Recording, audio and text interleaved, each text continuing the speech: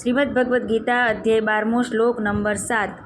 तेषामहं समुद्धर्ता, बोलो, तेषामहं समुद्धर्ता मृत्युसंसारसागरात्, मृत्युसंसारसागरात् भवामि न चिरात् पार्थ, भवामि न चिरात् पार्थ मय्यावेशितचेतसां, मय्यावेशितचेतसां।